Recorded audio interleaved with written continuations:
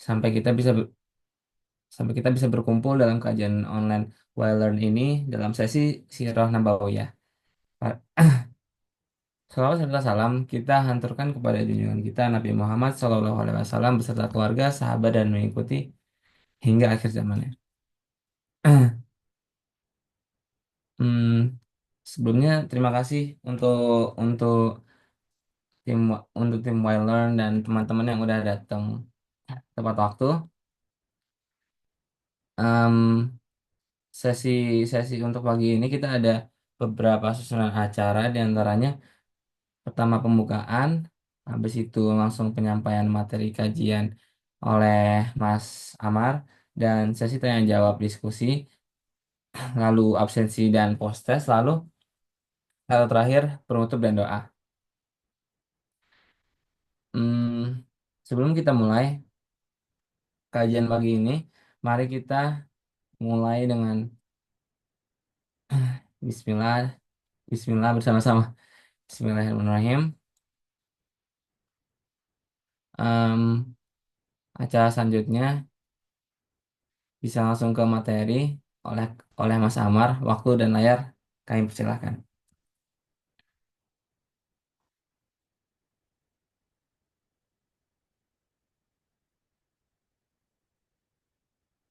Mantap, Mas Amar, bisa ya share screen-nya?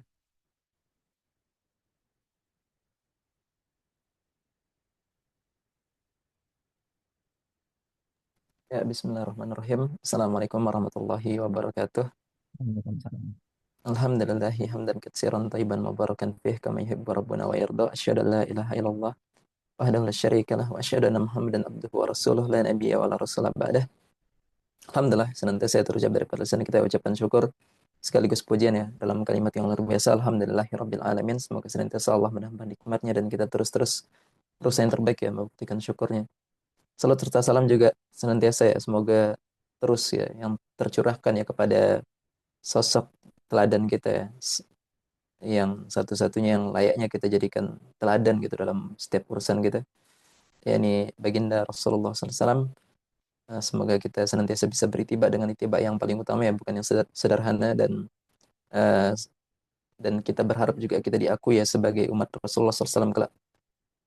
Termasuk apa yang kita lakukan hari ini gitu ya untuk mempelajari gitu sirahnya gitu bagaimana kisah sejarahnya ya, yang harapannya menjadi sesuatu yang eh, hal yang bisa kita contoh gitu ya. Kita ambil banyak pelajaran dan kita contoh ya karena memang eh, ketika dibilang auzubillahi minasyaitonirrajim laqad kana lakum fi rasulillahi uswatun hasanah, maka itu dikatakan bahwa itulah sosok teladan gitu ya yang sepatutnya dan berpahala gitu untuk kita contoh gitu ya dibanding yang lainnya ya. Itu enggak ada yang lebih baik daripada kita mencontoh Rasulullah gitu, dan semua itu bersumber daripada Rasulullah ya, itu sumber ilmunya gitu, Al-Quran dan Rasulullah sendiri gitu, As-Sunnah ya, kayak gitu.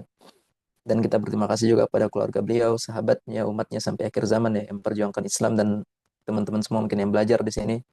Eh, apa, terima kasih dan yang lainnya ya. Semoga kita istiqomahkan, dikuatkan terus pundaknya, ditambah nikmatnya ya dan kelancaran setiap urusan rezekinya. Dan kita berharap juga dari apa yang kita menuntut ilmu kita ya itu dimaafkan gitu daripada cacatnya amal-amal kita gitu. Kita terus belajar untuk memperbaiki. Ya, jadi di sini ya kita lanjut ke materi kedua ya tentang memang kelahiran dan pertumbuhan Rasulullah. Sebelumnya kita udah ngebahas terkait jahiliyah ya. Dan mungkin kalau belum terlalu dapat poinnya mungkin lebih banyak sebenarnya untuk kita diskusi ya. Harapannya di situ dan ini juga lumayan padat gitu sebenarnya informasinya ya. Apa yang memang belum bisa untuk saya mungkin nanti sampaikan gitu ya. Makanya nanti lebih kepada diskusi itu yang harapannya untuk dimaksimalkan gitu.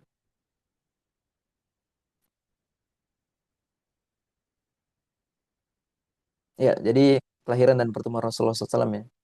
Itu ada dua surah sebenarnya yang betul-betul menggambarkan sebenarnya. Yang menggambarkan bagaimana sih eh, lahirnya ya dan pertumbuhan Rasulullah itu. Itu salah satunya ada di surat Ad-Duha ya, yang menggambarkan sangat jelas gitu ya, secara Rasulullah sebagai anak yatim gitu dan sebagainya. Tapi ada juga salah satu surat yang eh, secara nggak langsung ya disampaikan sebenarnya apa namanya lahirnya sebelum lahirnya Rasulullah itu di surat Al-Fil kan memang ada peristiwa besar menjelang kelahiran Rasulullah SAW di mana dikatakan auzubillahi minasyaitonirrajim bismillahirrahmanirrahim. Alam tara kaifa fa'ala rabbuka bi ashabil fil. Apakah kamu tidak memperhatikan bagaimana Tuhanmu telah bertindak terhadap tentara bergajah gitu. Alam yaj'al kaidahum fi tadlil. Bukankah dia menjadikan tipu daya mereka untuk menghancurkan Ka'bah itu sia-sia? Wa arsala alaihim tayran ababil, dan dia mengirimkan kepada mereka burung yang berbondong-bondong gitu ya. Ini bukan nama ababil, itu bukan nama burungnya ya. Tarmihim bihijaratim min sijil faja'alahum ka'asfim ma'kul, yang melempar mereka dengan batu berasal dari tanah yang terbakar, yang dikabarkan ya berasal dari eh, tanah neraka gitu katanya. Wallahu alam gitu. Intinya intinya itu yang kita yakini gitu ya, bagaimana luar biasanya Allah itu apa namanya? Membawakan gitu pertolongannya. Lalu dia menjadikan mereka seperti daun-daun yang dimakan ulat.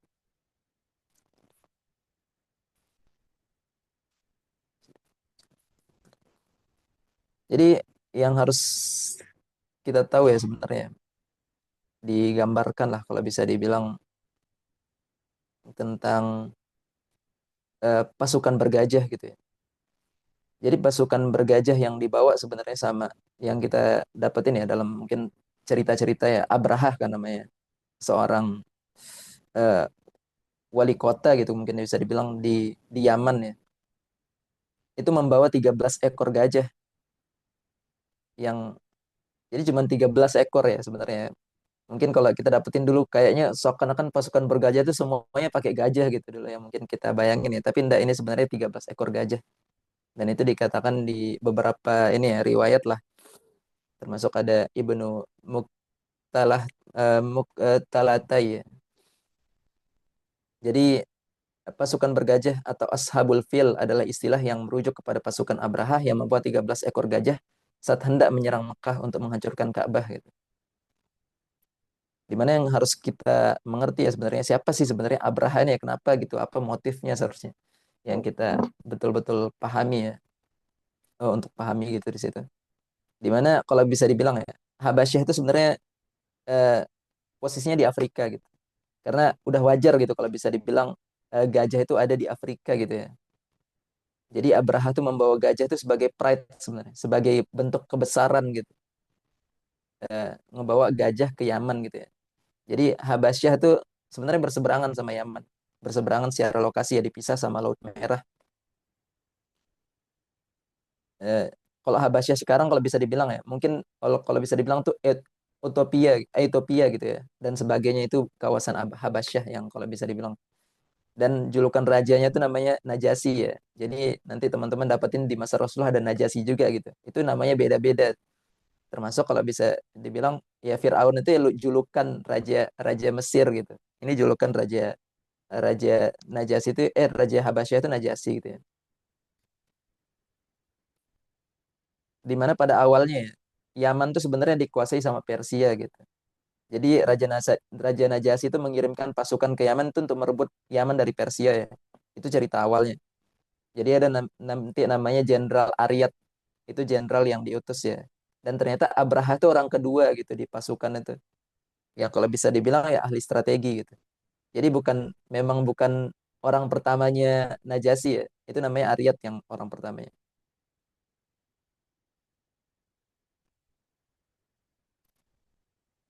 Nama aslinya ya Abraha al-Ashram.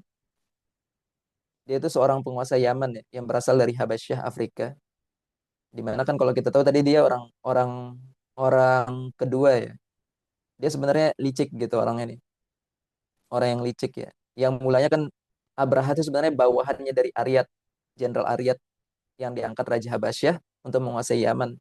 Tapi Abraha kemudian membunuh Aryat dan mengangkat dirinya sebagai orang nomor satu di Yaman gitu ya.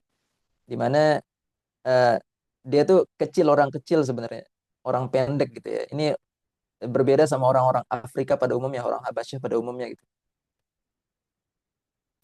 di mana dia menantang gitu dengan apa namanya, menantang Jenderal Aryat ya untuk berduel gitu. Yang sebenarnya dia membuat fraksi dulu nih, buat fraksi yang hampir antara fraksinya dia sama fraksinya si Jenderal Aryat ya itu terjadi peperangan besar gitu. Tapi kan ini ya saking liciknya ya dengan mungkin strateginya dia gitu ya. Dia mengatakan, kalau kita perang nih nanti merugikan daripada Habasyah gitu ya. Secara geopolitiknya Habasyah kan dirugikan gitu. Kalau di perang makanya dibuatlah apa strategi untuk berduel berdua aja gitu. Tapi saking liciknya ya si ah apa namanya Abraha ini dia membawa asistennya gitu. Yang harusnya berduel berdua itu dia bawa asistennya untuk jaga-jaga yang memang nanti itu tugasnya untuk membantu dia dalam kondisi ya apa lagi berat-beratnya ya. Ketika mungkin kalah gitu itu akhirnya dibunuh sama asistennya. Jadi saking liciknya ya. Di mana kabar itu akhirnya terdengar gitu ke apa ke Raja Najasyi gitu ya. Kok bisa gitu maksudnya jenderal yang dia utus gitu ya, orang kepercayaannya tuh dibunuh gitu sama Abraha. Di mana akhirnya Najasyi ini ya itu hampir sebenarnya datang ke bersumpah gitu untuk membunuh si apa si Abraha gitu. Karena dia tuh udah ngebunuh orang kepercayaan yang artinya takutnya memang nanti Abraha ini bakal menjadi orang yang ini ya istilahnya melawan gitu kekuasaannya dia gitu. Akhirnya dia dengan bersumpah untuk tadi datang ke Yaman gitu ya untuk langsung menyerang daripada Abraha. Tapi ya sakin kalau bisa dibilang culas gitu ya yang eh, dan strateginya si Abraha ya itu dia ngirimin surat sebelum Najasyi itu datang gitu. Dia bilang, aku adalah orangmu sebagaimana Aryat adalah orangmu. Dia ngebawa tanahnya Yaman juga gitu.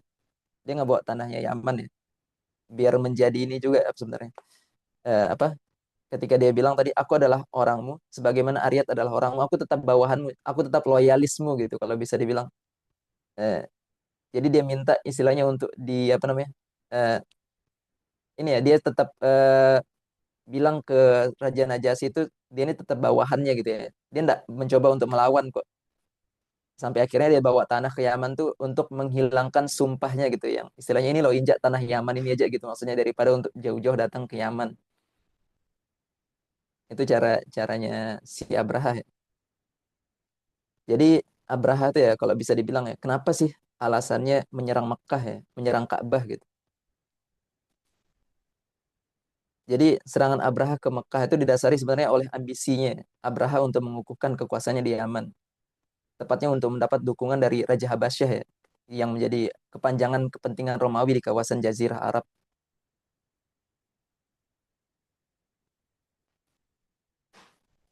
Dimana kalau kita tahu ya, sebelumnya sebenarnya Yaman itu sebagai pusat gitu ya, sentral gitu kalau bisa dibilang di Jazirah Arab ya, sebagai tempat orang tuh berkunjung ya, ekonomi itu di situ dulu bertumbuhnya gitu. Jadi kalau kita mau tahu sebenarnya setiap keramaian ya di Jazirah Arab tuh identik dengan dua hal gitu. Tempat ibadah, apapun agamanya gitu. Sekaligus pasar atau pusat ekonomi gitu. Jadi niatnya memang ingin menjadikan San'a ya sebagai pusat ekonomi Jazirah Arab yang pada masa itu sudah beralih sebenarnya ke sentralnya tuh ya di Mekah. Jadi Yaman tuh pernah dulu mencapai puncaknya gitu ya, menjadi sentral ekonomi ya. Tapi akhirnya ada faktor internal ya yang akhirnya membuat jatuh gitu, hancur ekonominya ya, berkepanjangan gitu krisis ekonomi yang salah satunya juga bisa dibilang ada bendungan Ma'rif gitu yang jebol gitu ya, yang sebagai memang apa namanya pusat perairannya gitu. Dan yang harus kita tahu ya, kenapa sih Yaman itu dikuasai oleh Habasyah gitu ya?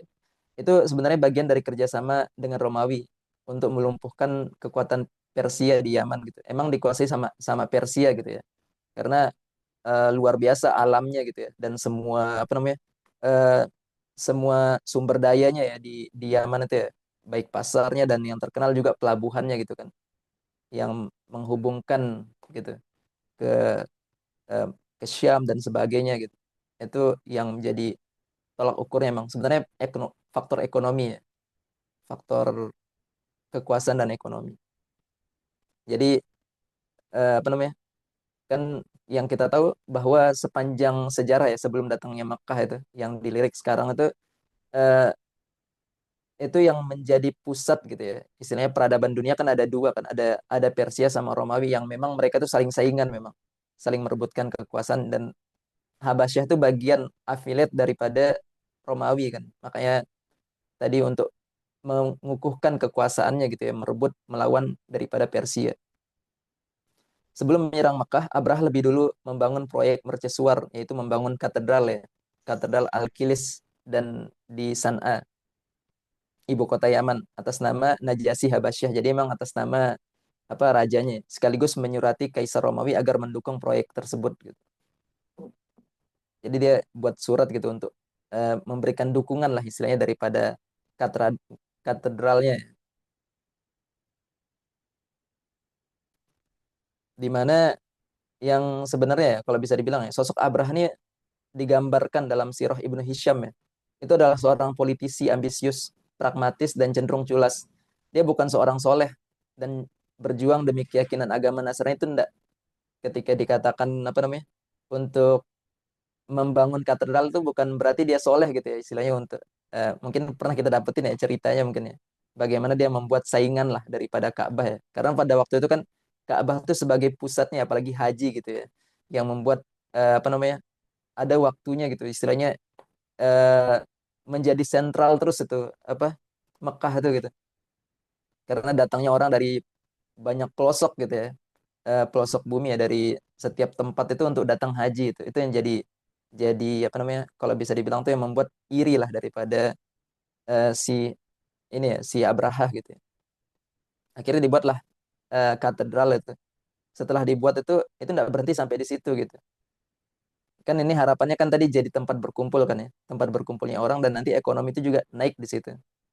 Naik, dia nggak berhenti sampai membuat itu, akhirnya lanjut kepada apa, perjuangan atau proses untuk menghancurkan Ka'bah.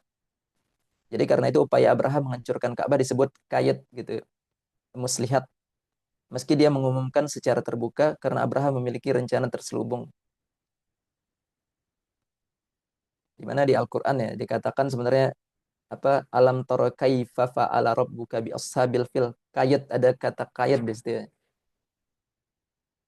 Jadi kayat itu sebenarnya kalau bisa dibilang tuh muslihat gitu. Muslihat atau apa namanya, maksud terselubung gitu. Yang yang kalau bisa dibilang ya. Jadi bukan karena faktor tadi dia soleh gitu untuk membuat orang-orang tuh beralih kiblatnya ke katedral yang dibuat gitu. Bukan, tapi memang ada banyak maksudnya gitu. Untuk tadi termasuk kayak menguatkan posisinya di Yaman gitu dan sebagainya, dari posisi ekonomi dan sebagainya. Itu. Jadi Abraham memiliki rencana terselubung yang lebih jauh dari sekedar menghancurkan Ka'bah, yaitu memenuhi ambisi pribadinya sebagai penguasa besar dan menjaga kepentingan Habasyah dalam kancah politik global yang sangat syarat kezoliman gitu ya. Itu makna kayat ya. Jadi rencana Abraham menyerang Ka'bah diumumkan secara terbuka, betul-betul dia bilang dia bakal menyerang Ka'bah gitu. Dan itu menariknya ya. Eh, Tapi menariknya Allah SWT menyebut gerakan Abrah tersebut sebagai kayat muslihat untuk mengisyaratkan bahwa ada motif tersembunyi yang lebih strategis dan penting. Jadi itu kata Fahrudin Ar-Razi ya dalam tafsir Al-Kabir. Jadi bukan sekedar tadi apa namanya, eh, membuat kiblat baru, tapi memang ada maksudnya terselubung, maksud terselubungnya untuk ya dia berkuasa, ambisinya dan sebagainya gitu, untuk diakui lah sebagai loyalis terbaiknya si Raja Najasyi gitu ya. Itu yang dilakukan sama eh, Abraha, dan dia umumin secara terbuka tuh yang dilakuinnya.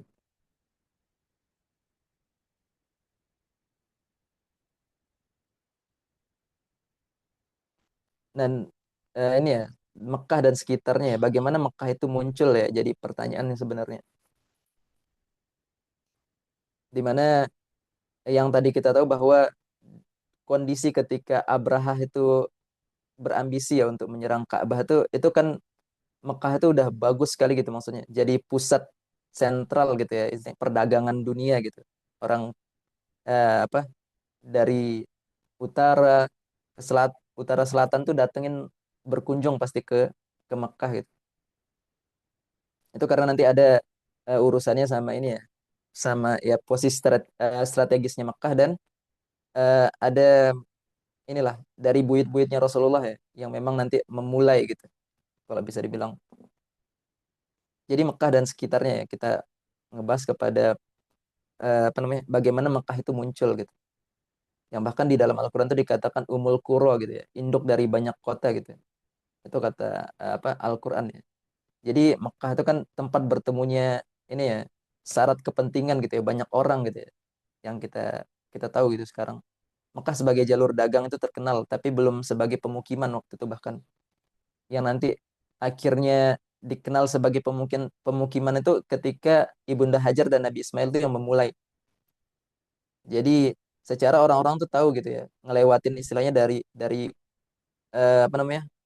Selatan ke utara tuh ya. Itu yang mereka tahu kan apa Hijaz itu memang tempatnya ini, tempatnya orang eh, jalan gitu, melewati itu. Dan titik pusat Hijaz itu Mekah kan. Mekah itu tapi lembah sebenarnya. Lembah yang tidak berpenghuni gitu. Yang kalau dia bisa dibilang tuh goiro bizarin kan tidak mungkin ditanami bahkan sampai tidak mungkin ditanami gitu bukan bukan di sini maksudnya ada memang bibit-bibit ini apa tumbuhnya tanaman ya bukan tapi lebih kalau bisa dibilang tuh mustahil gitu maksudnya ditanami sesuatu gitu itu dikatakan di Al-Quran ya jadi eh, di sini kita ngebahas sedikit terkait sejarahnya yang di awal memang Nabi Ibrahim alaihissalam adalah orang pertama yang membuka kota Mekah sebagai pemukiman dengan menempatkan keluarganya yaitu Hajar dan Ismail di sana.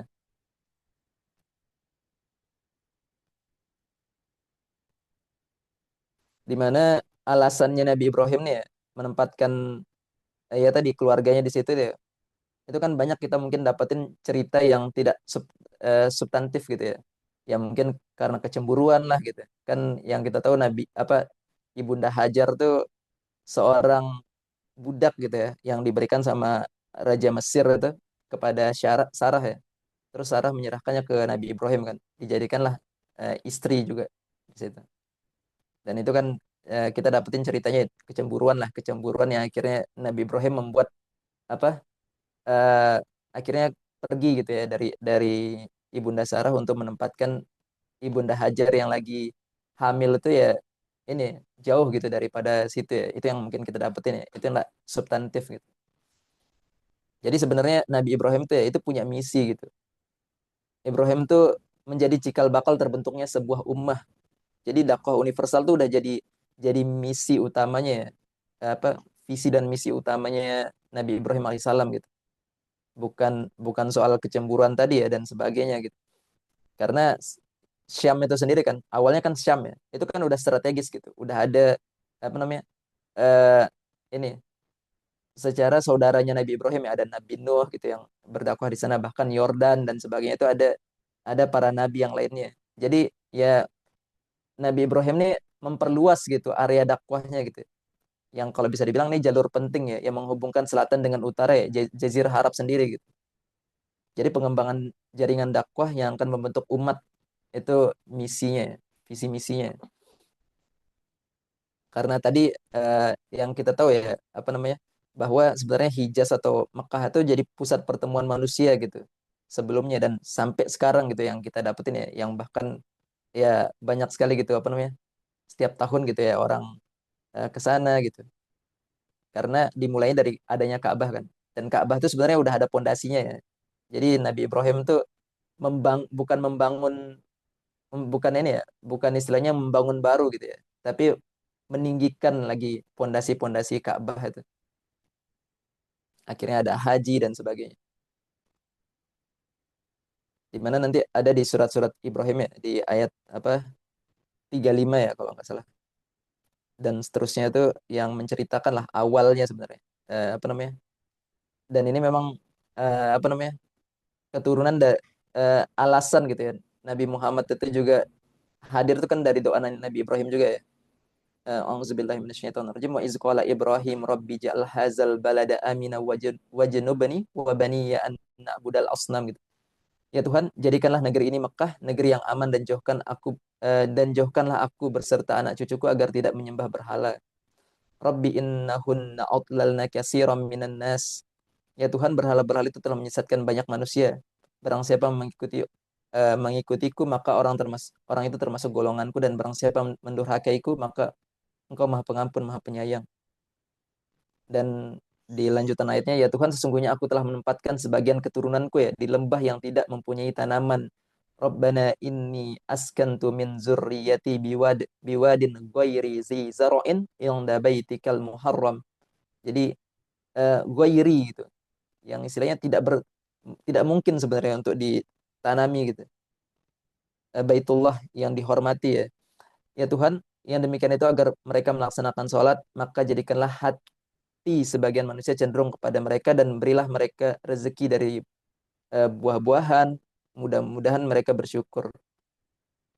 Ini salah satunya ya cikal bakalnya ya tadi dari doa-doanya Nabi Ibrahim ya, yang luar biasa diijabah gitu di daerah situ ya, di apa dekatnya, di dekat Ka'bah gitu ya. Rabbana liyuqimus salata faj'al af'idatan minan nasi tahwi ilaihim warzuqhum minas samarati la'allahum yashkurun.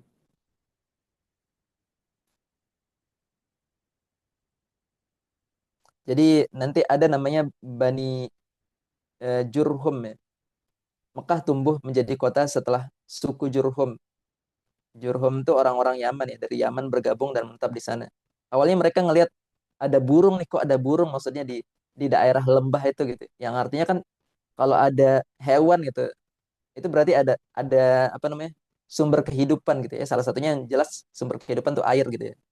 Maka cobalah mereka turun ke situ ya, ketika perjalanan mereka sebenarnya mau mau ke apa namanya? Mau ke utara ya kalau nggak salah. Jadi mereka turun dan melihat ternyata ada dua orang gitu, Hajar dan Ismail gitu. Jadi pertumbuhan semakin cepat ya, karena posisi Mekah yang sangat strategis sebagai tempat persinggahan kafilah-kafilah dagang di jalur yang menghubungkan Yaman dengan Syam ya. Jadi secara ketika akhirnya mereka dapat tuh apa namanya sumber kehidupan ya, yaitu ada air gitu ya, dan nanti menumbuhkan banyak ya istilahnya pepohonan dan eh, ya tadi tumbuhan-tumbuhan buah-buahan gitu ya, sebagaimana doa Nabi Ibrahim itu kan ketika memang awalnya ada air gitu di situ. Yang lama-lama lama kelamaan orang-orang Jurhum nih ya menetap aja gitu maksudnya di situ. Karena nanti strategis gitu, ada istilahnya ekonomi bisa apa namanya? Bisa didapetin juga di situ gitu, karena memang posisi strategis yang dilewati sama para pedagang gitu ya. Dari apa namanya? Utara ke selatan gitu dan sebagainya. Dan sebaliknya. Jadi Mekah menjadi pusat keramaian setelah pembangunan Ka'bah oleh Nabi Ibrahim alaihissalam dan Nabi Ismail alaihissalam atas perintah Allah SWT yang dilanjutkan dengan perintah ibadah haji ke Baitullah tersebut. Ya dan jelas ya kalau bisa dibilang ya, ini bukan syarat kepada kecemburuan ya. Ketika kan dikatakan di Al-Qur'an ya, apa ketika Siti Hajar itu menanyakan itu apakah ini perintah Allah kan, sampai 3 kali kan ditanyain apa 3 kali atau lebih gitu ya, ditanyain Nabi Ibrahim itu kenapa ditinggalin di sini gitu. Dan akhirnya waktu ya luar biasanya ya, seorang wanita gitu ya langsung langsung bertanya gitu ya, apakah ini perintah Allah? Iya, kata Nabi Ibrahim. Akhirnya udah, ya kalau gitu, kalau perintah Allah ya eh, insya Allah Allah tidak akan menyia-nyiakan kami gitu. Itu akidahnya ya, kekuatan akidahnya gitu. Dan padahal sebenarnya goiru apa tadi, sesuatu yang tidak bisa ditumbuhkan padahal ya, kalau bisa dibilang ya. Goiru bizaruin. Tapi ini luar biasa gitu. Bagaimana mereka tuh yakin sama sama pertolongan Allah gitu. Allah tidak akan menyia-nyiakan kita gitu. Jadi strategis gitu posisinya Mekah itu ya, dan sekitarnya. Di mana Mekah merupakan pusat keramaian, integrasi antara ibadah dan ekonomi ya. Itu yang pada awalnya memang, bahkan yang sampai sekarang sih sebenarnya, yang paling strategis di Jazirah Arab ya. Terlebih setelah eh, siapa namanya, awalnya ini ya Kusai, sebenarnya Kusai. Tapi memang diperkuat sama apa eh, buyutnya Rasulullah ya. Yaitu terlebih setelah Hashim bin Abdul Manaf berhasil menjalin perjanjian dagang ilaf dengan para penguasa di sepanjang jalur dan pasar tujuan dagang di sekitar Jazirah Arab ya. Jadi bahkan nanti eh, kadang sebagai apa namanya supplier gitu ya, tempatnya dropship juga dan sebagainya, itu Mekah tuh kayak gitu tuh, luar biasa gitu ya secara apa namanya, eh, posisi strategisnya dan secara memimpin ekonominya juga. Itu Mekah tuh kayak gitu. Makanya jadi sesuatu yang penting gitu nanti itu ketika Mekah itu dikuasai gitu ya sama sama Islam gitu ya. Makanya kan dakwah awal itu kan di Mekah dulu tuh nanti yang dibahas ya. Karena nanti ketika Mekah itu didapetin gitu ya, maka yang lain tuh bakal gampang sekali untuk apa namanya tunduk gitu, untuk mengikuti Islam ya. Secara karena leadershipnya ya, istilahnya pengaruhnya Mekah tuh luar biasa gitu. Jadi setiap tahun masyarakat Arab berkunjung ke Mekah ya untuk mengerjakan ibadah haji sekaligus berniaga di tiga pasar. Ya.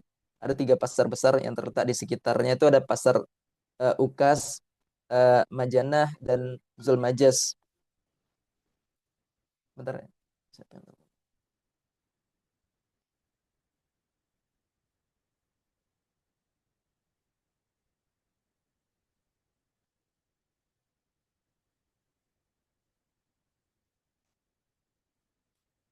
Ya, jadi ada pasar Ukaz, merupakan pasar musiman yang paling ramai dikunjungi pedagang besar dari seluruh pelosok Jazirah Arab, bahkan dihadiri pula oleh para pedagang-pedagang besar atau perwakilannya dari kerajaan tetangga seperti penguasa Hiroh dan Syam. Itu ada pasar Ukaz namanya. Dan itu pasar musiman bahkan ya sebenarnya.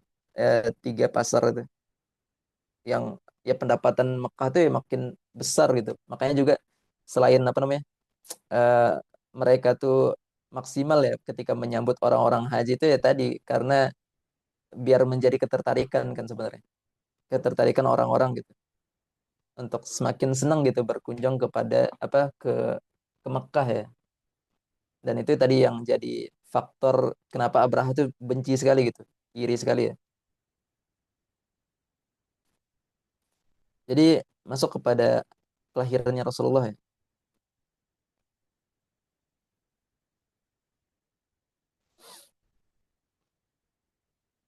jadi nasab Rasulullah SAW itu kan Muhammad SAW bin Abdullah bin Abdul Muthalib yaitu Syaibah gitu ya julukan bin Hashim Amr itu julukannya dan bin Abdul Manaf bin Kusai yaitu Zaid dan Kilab bin Murrah bin Ka'ab bin Lu'ay bin Ghalib bin Fihr. Nah, yang Fihr nih itu dari kata Quraisy sebenarnya. Ya nanti memang mengawali ya. Apa namanya? Makanya dikatakan orang-orang Quraisy ya, suku Quraisy gitu ya. Bin Malik bin An-Nadr bin Kinanah bin Kuzaimah bin Mudrikah bin Ilyas bin Mudar bin Nizar bin Ma'ad bin Adnan itu secara nasabnya Rasulullah SAW ya. Itu nasab mulia gitu emang sebenarnya. Yang apa ya tentunya nanti bersumber kepada Nabi Ismail dan Nabi Ibrahim gitu ya alaihi salam. Jadi ada hal yang bisa disepakati ya dan ada yang tidak bisa dan tidak disepakati gitu sama para ulama ya ketika apa namanya dalam ini ya menentukan lah kalau bisa dibilang tentang kelahiran Rasulullah gitu dan beberapa hal juga. Jadi seluruh ulama ahli sirah sepakat Nabi SAW lahir pada hari Seninnya karena itu juga dikatakan sama Nabi sendiri ketika Nabi bilang aku suka berpuasa di hari Senin gitu karena itu hari lahirnya kan. Itu juga yang jadi akhirnya menjadikan itu kuat gitu secara kesepakatan gitu. Terus tanggal kelahiran Nabi SAW tidak disepakati ya. Tidak disepakati para ulama. Para ulama menyebut versi yang berbeda-beda antara tanggal 2, 8, 10 dan 12 Rabiul Awal. Tapi yang secara apa namanya? Masyhur gitu ya. Itu di 12 Rabiul Awal. Masyhurnya belum tentu maksudnya itu kebenarannya ya. Masyhur tuh ya karena banyak yang berpendapat aja gitu.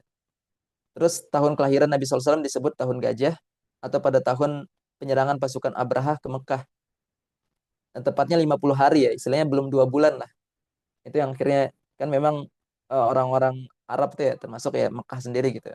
Itu kan menjadikan biasanya eh, sesuatu-sesuatu yang apa fenomena penting tuh gitu ya. Itu menjadi ini, menjadi apa namanya sesuatu yang diingat gitu ya. Termasuk ini dijadikan tahun gajah gitu. Tepatnya 50 hari setelah serangan Abraha. Itu dari Ibnu Katsir gitu ya.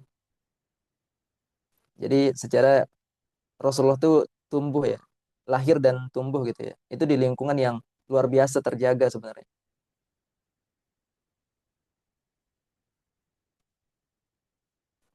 Di mana masa pertumbuhannya ya, apa orang-orang yang dekat sama Rasulullah itu memang betul-betul luar biasa sekali dipilih sama Allah gitu. Untuk apa? untuk menjaga beliau gitu, untuk bahkan mengajari lah sebenarnya dibilang ya, yang menjadi modal awalnya beliau nanti untuk membentuk kepribadiannya, akhlaknya gitu. Jadi pengasuh Rasulullah SAW itu ada Aminah binti Wahab, pertama memang ibunya sendiri ya. Dan namanya dari kata amanah gitu ya. Amanah itu kan ada kata aman, amanah dan sebagainya gitu. Jadi bahkan dilihat dari nama-nama orang-orang orang-orang terdekatnya aja tuh udah luar biasa gitu ketika dipanggil ya. Aminah, terus ada Umi Aiman ya. Ummu Aiman, Barokah nama aslinya, Barokah Al-Habasyah, pembantu Abdullah sebenarnya, yang memang apa namanya budak daripada apa yang dihadiahkan dari ayahnya memang sebenarnya pembantu Abdullah itu ketika dipanggil kan barokah gitu. Itu barokah kan juga banyak artinya ya. Di sini keberkahan gitu dan sebagainya. Terus Suwaibah pembantu Abu Lahab, ibu susunya. Itu Suwaibah juga eh, apa ya artinya Suwaibah ya? Itu artinya luar biasa gitu kalau bisa dibilang ya. Ketika dipanggil gitu sama orang lain tuh yang membuat Rasulullah tuh bagus gitu secara ininya juga secara tadi membentuk akhlak atau kepribadiannya dan kepribadiannya. Halimah binti Abi Zoib dan dari Bani Sa'ad Hawazin, ibu susunya juga nanti ada Bani Sa'ad ya, Bani Syaidah, terus Syaimah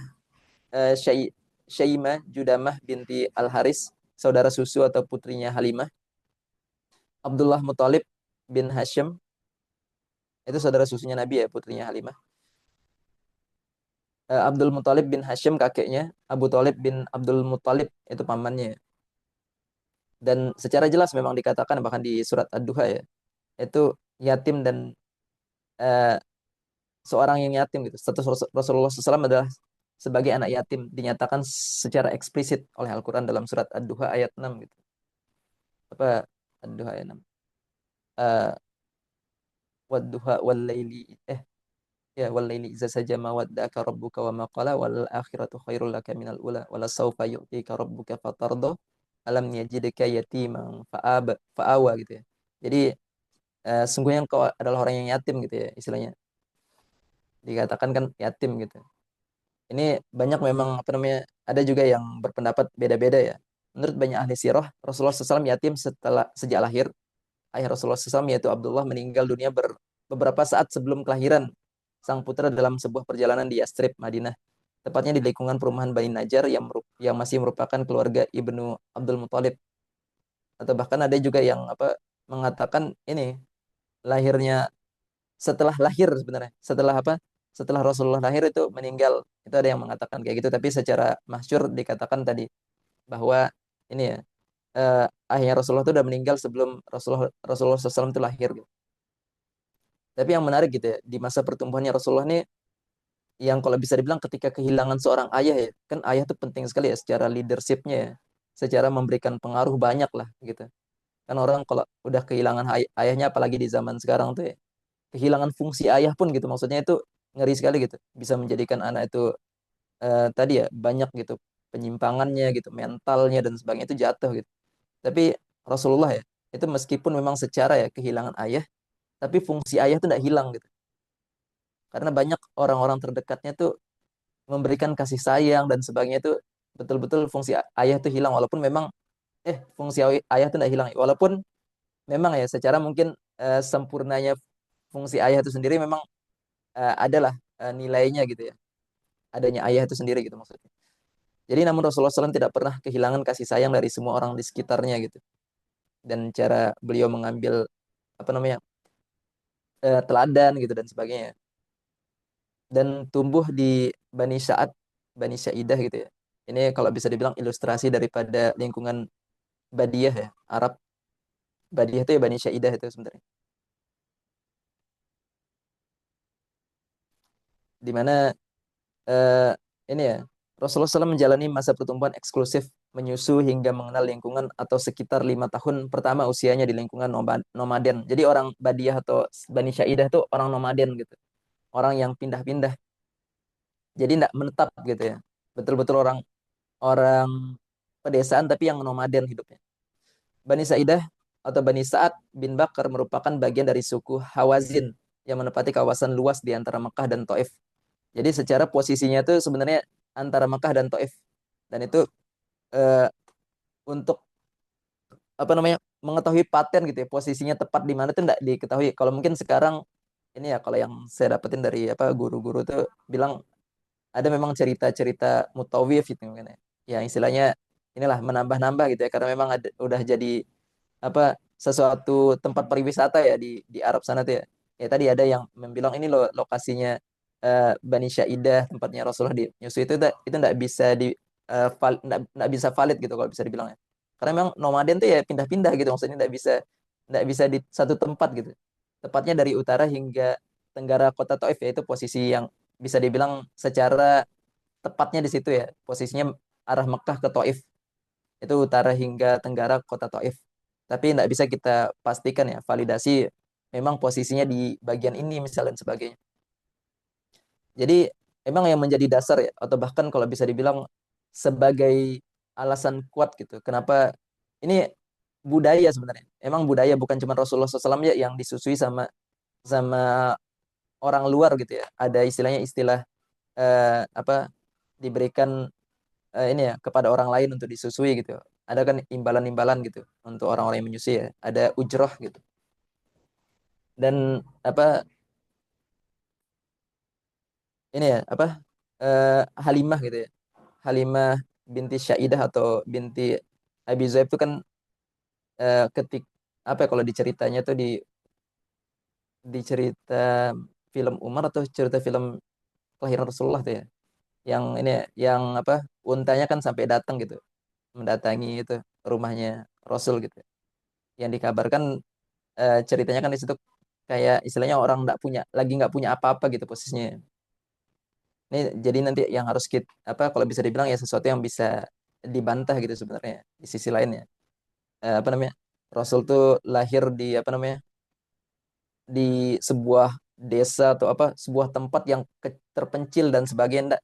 Kan kita udah tadi pahami ya bahwa Mekah itu sebagai pusat ekonomi kalau bisa dibilang di Jazirah Arab gitu. Itu udah secara kemajuannya itu luar biasa, bukan bukan pedesaan kecil gitu ya. Yang apa namanya? Yang ketika diartikan Rasul tuh yaitu lahirnya dari suatu tempat kecil gitu yang enggak punya apa-apa dan sebagainya gitu. Tapi secara memang kondisinya siapa namanya? Aminah waktu itu memang lagi eh, lagi kurang memang posisinya mungkin ya. Ketika akhirnya apa dia cuma mampu apa membayar atau ujrah kepada siapa Halimah itu kan nggak begitu banyak ya. Tapi Halimah tuh sangat senang gitu maksudnya. Bahkan apa namanya? eh, ini untuk menyusir Rasulullah gitu. Ada banyak sekali nanti apa namanya keberkahannya gitu. Istilahnya orang-orang Badiah ini sebenarnya orang-orang yang gampang sekali untuk bersyukur gitu. Jadi orang Badiah tuh gampang bahagia gitu ya, enggak seperti orang-orang kota gitu yang mungkin kayak kita sekarang gitu ya, apa namanya? Eh, ada apa standar bahagia tuh beda-beda gitu ya.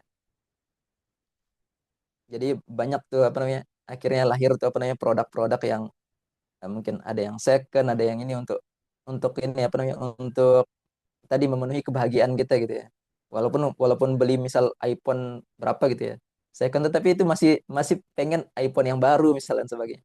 Itu kan standar bahagia yang berat sekali itu. Sedangkan Bani Saidah itu secara ya yang apa standar kebahagiaan mereka tuh gampang sekali gitu. Bahkan nggak punya rumah itu bahagia mereka gitu. Yang paling penting tuh ternaknya gitu. Ternak mereka tuh sehat dan bisa makan gitu. Ya termasuk ini ketika dia tuh datang kepada apa namanya istilahnya menawarkan diri ya sebagai yang menyusir Rasulullah SAW gitu. Jadi faktornya kalau bisa dibilang eh, bukan faktor ya, istilahnya yang terpenting gitu ya. Kenapa sih terjadi tadi apa budaya itu ya, budaya untuk disusuin sama orang luar lah dan sebagainya. Itu ada kesehatan memang salah satunya. Bahkan itu yang disampaikan sama Halimah binti Syaidah sendiri ya. Ketika apa awalnya setelah berapa bulan tuh, berapa tahun tuh berapa bulan kalau nggak salah memang. Itu kan dikembalikan lagi ke ibundanya kan sebelum ibunda Rasulullah tuh wafat. Tapi diambil lagi tuh sama apa namanya? Sama apa Halimah ya. Karena dia bilang ini karena faktor kesehatan gitu sebenarnya. Yang dibilang itu secara eksplisitnya gitu dia bilang ya. Selain kesehatan ternyata ada manfaat lain juga sebenarnya. Manfaat terbesar ya yang didapat Rasulullah SAW selama menetap di lingkungan nomaden adalah kecerdasan bahasa Arab gitu. Kesehajaan gitu, bagaimana Rasulullah itu bisa gampang sekali bahagia, mudah bersyukur dan sebagainya, yang jadi modal Rasulullah kan. Ketika kita tahu ya dalam sirah tuh banyak banyak sekali mendapati istilahnya apa, hidupnya tuh banyak mungkin kalau bisa dibilang ya susah gitu ya, banyak laparnya gitu dan sebagainya, tapi tetap tenang gitu, tetap bahagia gitu. Dan keterampilan mengembala ini juga yang penting gitu. Dimana ini ya, pernah eh, kalau bisa dibilang siapa namanya, Abu Bakar ya. Abu Bakar tuh ahli ahli sekali gitu dalam ranah ini ya, pengetahuan atau budaya daripada orang-orang Arab sebenarnya. Apalagi secara bahasanya ya. Kan dikatakan tuh bahkan anaknya sendiri ya, Aisyah tuh kan sebelumnya, sebelum dia menjadi orang yang nomor dua gitu ya, atau nomor satu dalam periwayatan hadis wanita gitu, itu banyak tuh karena itu 2000-an syair kalau bisa dibilang lebih atau lebih itu yang dihafal sama Ibunda Aisyah gitu sebelum sebelum Islam itu hadir ya, karena berarti kalau bisa dibilang tuh apa namanya, secara pengaruhnya ya, memberikan pengaruh tuh ya orang tuanya ya, Abu Bakar tuh ngeri sekali gitu secara keilmuannya ya.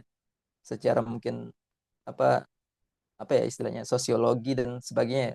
Istilahnya ilmu-ilmu bahasa dan ilmu sosial itu luar biasa gitu si Abu Bakar radhiyallahu an, yang paling mengetahui lah kalau bisa dibilang. Tapi dia tuh sampai heran gitu sama Rasulullah. Aku belum pernah mengenal gitu orang yang betul-betul ahli sekali gitu, bisa dibilang murni sekali bahasanya sebagai selain Rasulullah SAW. Itu yang pernah dia sampaikan gitu. Terus apa yang membuatmu heran gitu, kata Rasulullah ya? Aku dari Quraisy dan aku dibesarkan di Bani Syaidah gitu. Itu yang jadi ininya ya, karena Bani Syaidah itu tadi ya, secara kan kalau bisa dibilang apa, ilmu bahasa tuh ya bahkan bisa dibilang lebih penting daripada ilmu berhitung gitu kan, karena nanti banyak sekali gitu, maksudnya apa namanya, yang akan di eh, elaborasi ya dari pentingnya apa, ahli dalam urusan bahasa gitu ya. Ya nanti ada negosiasi, ada mungkin bagaimana cara kita beradab gitu dan sebagainya. Itu yang luar biasa gitu daripada apa namanya, pentingnya bahasa ya. Ya apalagi nanti kita lihat di hadis-hadisnya Rasul tuh ada balagoh-balagohnya tuh, mungkin kalau di sekarang tuh diartikan ya psikologi gitu ya, dibilang sama orang-orang ya. Itu ada balagoh-balagoh yang menyentuh sekali gitu.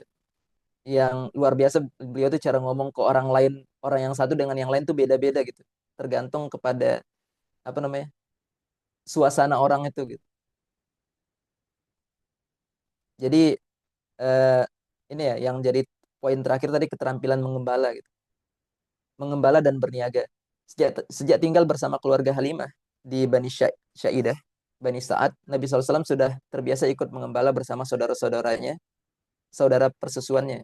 Itu juga nanti bakal apa kalau teman-teman elaborasi ya. Kenapa sih penting sekali untuk paham gitu ya, saudara persusuan kita gitu ya. Sedangkan memang kalau Mekah itu sendiri ini ya, bukan Mekah ya, budaya Arab gitu ya. Itu karena pride-nya di situ kalau bisa dibilang ya. Orang-orang tuh kebanggaan gitu ketika punya saudara gitu. Dan saudara tuh sifatnya tadi bako ya, istilahnya melindunginya tuh kuat gitu. Makanya itu jadi salah satu budaya dan sistem yang luar biasa sebenarnya, yang menjadi apa, opportunity ya, Rasulullah itu dalam dalam urusan dakwah ketika awal-awal di Mekah gitu. Itu nanti dibahas ya. Selain mengembala, berniaga merupakan keterampilan yang dipelajari Nabi SAW sejak usia dini gitu. Jadi sejak usia 12 tahun bahkan Nabi SAW di bawah Abu Talib ya, dalam perjalanan dagang dari pasar Busro di Sam dan sebagainya, ke pasar Busro di Sam dan sebagainya.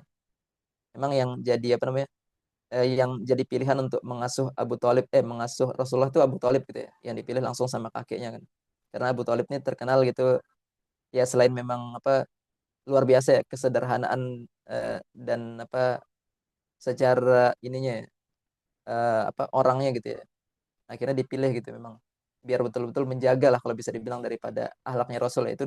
Itu pilihannya Allah tentu, dari apa kalau bisa dibilang ya, bagaimana Abdul Muthalib tuh memilih Abu Thalib aja gitu, pamannya yang yang dikuasai ya, yang diberikan kuasa untuk Rasulullah. Terus kegiatan mengembala dan berniaga memupuk pembekalan dan pengalaman penting sebagai persiapan membentuk kepribadian mulia ya, sebelum diangkat menjadi nabi dan rasul gitu. Dan kalau bisa dibilang ya inilah apa namanya eh, faktor atau modal penting untuk mengurusi umat gitu. Sebenarnya kenapa sih dikatakan kan kuntu ar'aha na'am wa anta gitu ya. Jadi memang eh, ini apa dikatakan ya faqala ashabuhu ma ba'asallahu nabi illa ra'al ghanam alal qarari qarari qararito li ahli Makkah.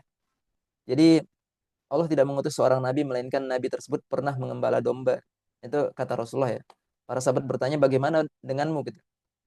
Rasulullah SAW menjawab, ya aku pernah mengembala domba milik orang Mekah dengan imbalan beberapa kirot gitu. Jadi semua nabi itu tadi apa menjadi pengembala itu apa sih hikmahnya gitu ya? Kalau bisa dibilang ya tadi apa namanya sebagai modalnya untuk mengurusi umat karena apa umat itu kayak eh, ini ya kayak hewan gembalaan gitu. Ya mungkin nanti ada yang sulit diatur, ada mungkin yang lapar dan sebagainya itu bagaimana seorang pemimpin tuh untuk betul-betul melihat gitu, yang mana yang harusnya dia bantu lebih dulu gitu dan sebagainya. Itu letak letak luar biasanya ya. Sabarnya gitu jadi pemimpin tuh ya tadi eh, mengurusi ya gembalaan gitu.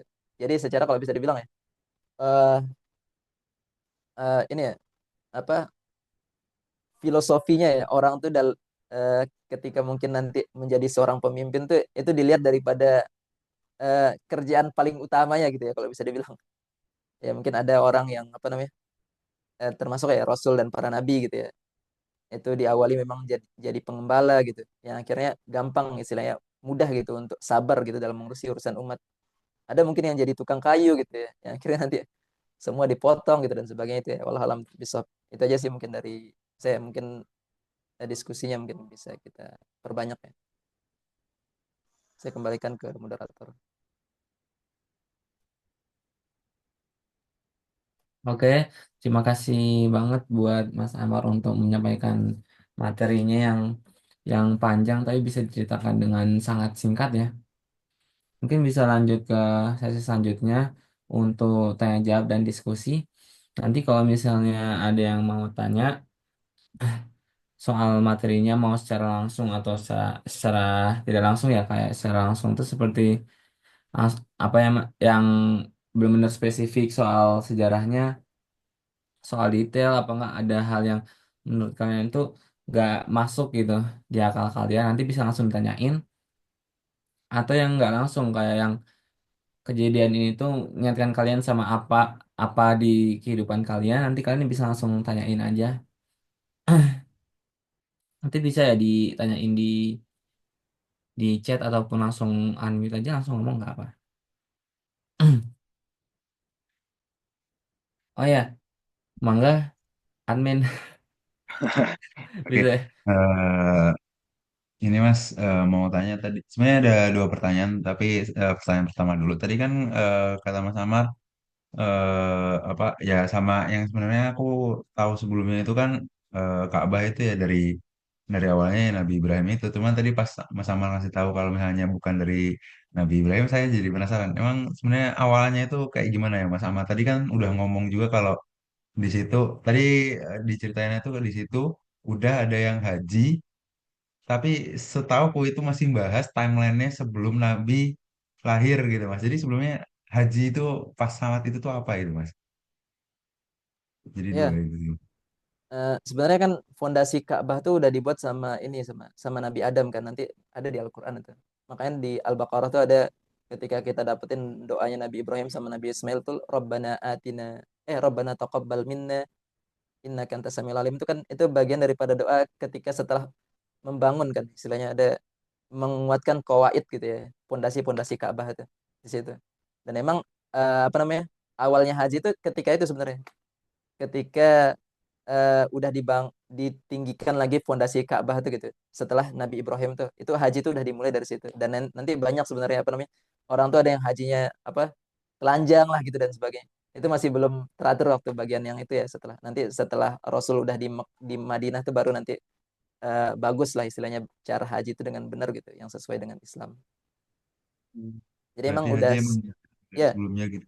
udah dari ketika ditinggikan itu ya sama Nabi Ibrahim dan Nabi Ismail itu udah ada proses haji. Ya bahkan ya kurban sendiri gitu. Makanya kan nanti ada hari raya kurban gitu. Kayak gitu udah diproses. Udah dari situ. Makanya dulu kalau nggak salah saya pernah baca buku ada kaum apa-apa gitu yang ngikut ajaran Nabi Ibrahim gitu Heeh. istilahnya gitu, sebelum zaman Nabi itu. Oh, wah, oke sih. Ya, kan nanti kan setelah itu kan banyak banyak penyimpangan-penyimpangan ya. Tadi memang sampai ada yang apa hajinya sampai ada yang telanjang, telanjang bulat gitu memang eh, cara hajinya gitu. Dan ada yang memang murni masih ngikutin caranya Nabi Ibrahim tuh yang bahkan ada masa-masa kekosongan kan setelah Nabi Isa itu kan. Itu yang masih dibilang selamat gitu orang-orang yang itu masih murni menjaga. Belum dicampur sama syirik ya, musyrik dan sebagainya. Sama ini Mas mungkin mau tanya satu lagi, kira-kira ada nggak Mas? Kan tadi kan bahas kalau misalnya Nabi itu punya apa kemampuan bahasa lah ya Mas, ya, bukan kemampuan bahasa yang bisa menyesuaikan orangnya gitu Mas. Kira-kira ada nggak Mas apa sumber belajar kayak buat tentang Nabi itu cara ngomongnya gimana gitu Mas? Kayaknya tuh banyak ya bukunya ya. Ada mungkin juga komunikasi ala Nabi itu ya. Itu bisa untuk apa namanya? Dibaca-baca sih. Ya termasuk memang yang luar biasa sebenarnya Nabi itu terkait balagohnya tuh ya, ketika beliau berkomunikasi itu. Balagoh itu kan ada maksud terselubung gitu dalam kalau secara apa namanya? Bukan maksud terselubung ya. Istilahnya ada kata-kata yang secara arti itu luar biasa gitu.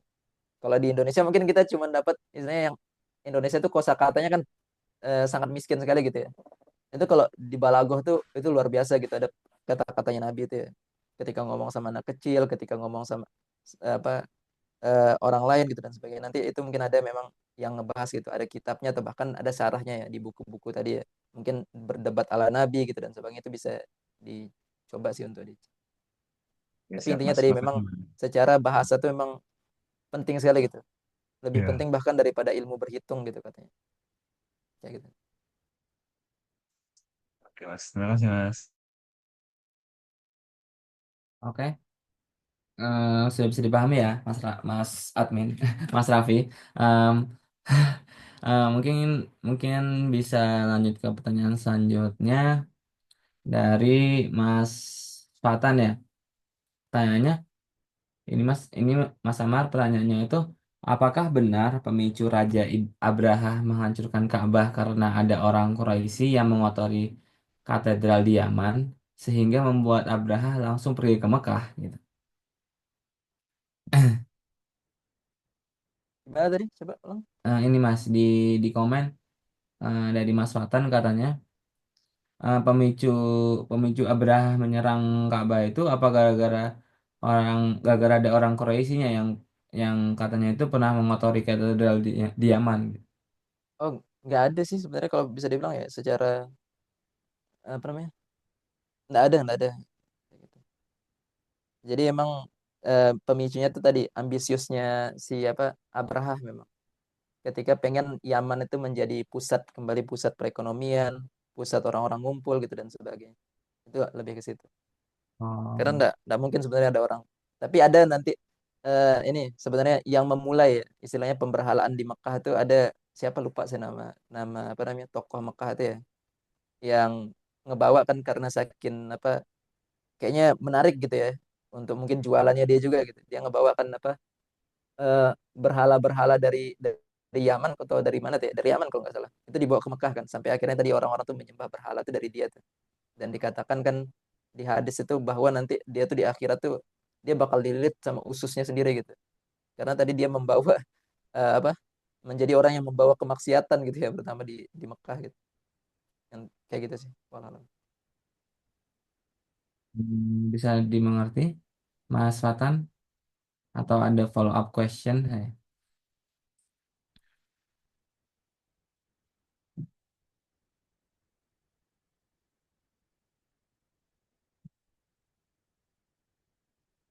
Oh, sip. Makasih Mas Fatah untuk pertanyaannya. Hmm, Kalau misalnya ada yang nanya lagi bisa langsung tanyakan ya guys ya. Saya Mungkin. mau tanya lagi. Oh, oke. Silakan Mas Raffi. Eh, ini Mas, tadi mungkin aku agak tersesat dikit, cuman aku jadi penasaran buat tentang yang kondisi perpolitikan di Mekah itu Mas, sebelum apa namanya, sebelum Nabi lahir, pas Nabi lahir banget. Tadi kan pokoknya kurang lebih ceritanya tadi kayak apa Raja Brah dan apa duelnya dan muslihatnya dan lain-lain. Cuman secara gak langsung aku nangkapnya berarti memang belum ada sebelum apa sebelum apa Bani-Bani Quraisy gitu ya, belum ada apa namanya kepemimpinan mutlak ya Mas di Mekah itu sendiri gitu. Kayak kan ini sebenarnya apa pendapatku aja, cuman harusnya kan kayak Mekah dan Madinah yang mana itu kota suci buat apa umat Islam itu kan jadinya independen lah istilahnya ya kayak daerah internasional sama aja kayak Vatikan dan lain-lain. Sedangkan kan kalau sekarang kan Mekah sama Madinah itu quote unquote di bawahnya Arab gitu kan yang mana banyak hal yang gak enak terjadi gitu. Nah, aku jadi kepikiran kalau dari zaman dulu itu akan jadi dari zaman Nabi Muhammad itu apakah emang dulunya tuh awalnya nggak ada apa namanya pemimpinan yang bukan mengatur lebih tepatnya menguasai gitu Mas di wilayah itu Mas. Ya, sebenarnya kan kalau bisa dibilang ada kan nih, kalau ini ya nanti bakal dibahas tuh apa namanya? Terkait memang ada dua, bukan, ya dua suku lah kalau bisa dibilang ya. Memang dari keturunan Quraisy semua kan, yang apa namanya? Yang saling berebut posisi itu kan. Tapi memang lebih banyak menang tuh tadi apa namanya? eh, Keturunan langsung daripada Nabi Muhammad memang apa namanya? eh, Abdul Muthalib ya. Itu yang itu kan juga yang ketika sebelumnya apa namanya? Siapa? Abraha ya. Ketika awalnya mau mau menyerang kan, menyerang Ka'bah itu kan ada berhenti dulu kan. Sampai dia mencuri itu gembalaannya Abdul Muthalib kan, mencuri gembala, mengambil tuh. Sampai dipanggil Abdul Muthalib, datang Abdul Muthalib ke sana bahwa apa dia mau ngambil gembalaannya gitu. Itu milikku gitu. Sedangkan yang kamu serang Ka'bah itu milik Allah gitu. Jadi tidak ada urusannya sama apa Abdul Muthalib sampai sampai kayak gitu istilahnya cara diplomasinya. Dia enggak eh, ya udah kalau kamu memang mau serang Ka'bah itu milik Allah, itu bukan milik saya gitu. Dia cuma mau ngambil apa yang punyanya dia aja gitu. Akhirnya itu apa secara waktu diplomasi tadi ya apa ya udah berarti datanglah. Ternyata yang akhirnya Allah turunkan tadi ya burung yang berbondong-bondong tuh untuk mengalahkan gitu. Karena secara memang Mekah tuh enggak punya power untuk melawan ya. Itu enggak punya itu sebenarnya. Yang aslinya memang orang-orang militer tuh orang Madinah memang. Yastrib itu. Orang-orang militer tuh di Madinah yang kuat. Sedangkan orang-orang Arab tuh nggak begitu gitu terkait itu. Secara kepemimpinan tuh ada, tapi dia sering berebut memang posisinya ya. Kayak Abu Jahal apa orang-orang apa keturunan Abu Jahal sama keturunan Rasulullah itu saling berebut posisi biasanya. Berarti kayak Kayak masih gitu. emang panas gitu ya Mas yang ngebut Ya. kekuasaan ini Mas. Oke oke. Terima kasih Mas. Oke. Hmm, oke, makasih untuk jawabannya, Bapak, Bapak, Mas, Mas Amar. Ini masih, mungkin masih kita kasih waktu untuk bertanya ya. Mungkin sampai 7.15 kali ya. Oh, oh iya.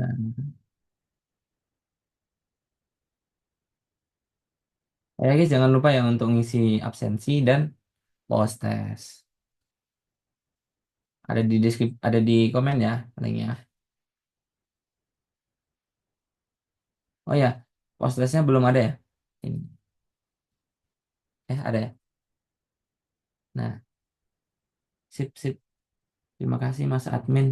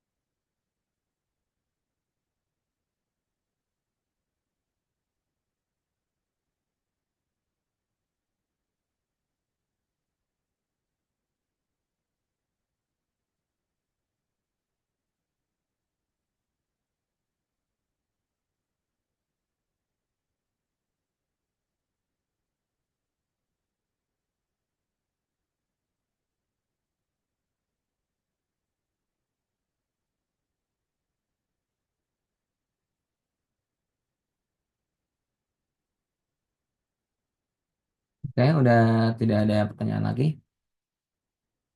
Mungkin kalau misalnya masih ada pertanyaan lagi bisa langsung ditanyakan ke Mas Amar ya setelah ini. Nah, mungkin sebelum sebelum kita tutup, mari kita tutup dengan dokumentasi dan doa. Sebelum itu, mangga dibuka kameranya dulu untuk foto dokumentasi.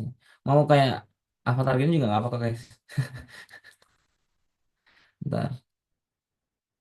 Eh, kok nggak bisa sih kameranya? Bentar ya guys.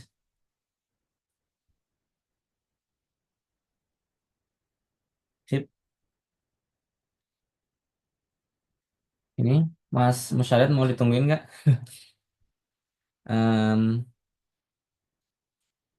Oke. Saya hitung ya. Satu, dua, tiga. Sip. Hmm, udah ya mungkin. Bentar saya simpan dulu. Oke, sebelum sebelum kita menutup kajian ini, marilah kita bersama-sama untuk mohon ampun kepada Allah Subhanahu wa taala dengan baca istighfar ya kali. Astagfirullahaladzim, astagfirullahaladzim. Selanjutnya mari kita tutup majelis ini dengan membaca doa kafaratul majelis. Subhanakallahumma wa bihamdika asyhadu an la ilaha illa anta astaghfiruka wa atubu ilaik. Em, sekian dari saya MC. Jangan lupa untuk teman-teman untuk mengisi absensi dan post test sampai jam 12 siang ya untuk absensinya. Nanti absensinya juga bakal di follow up lagi di grup ya guys ya. Oke. Eh, Sekian dari saya. Makasih untuk Mas Amar waktu dan tenaganya untuk menyampaikan materinya. Makasih untuk teman-teman udah udah istiqomah udah sampai pagi banget ya ini. Eh, oke. Assalamualaikum warahmatullahi wabarakatuh. Waalaikumsalam warahmatullahi wabarakatuh. Terima kasih Mas Amar. Terima kasih teman-teman.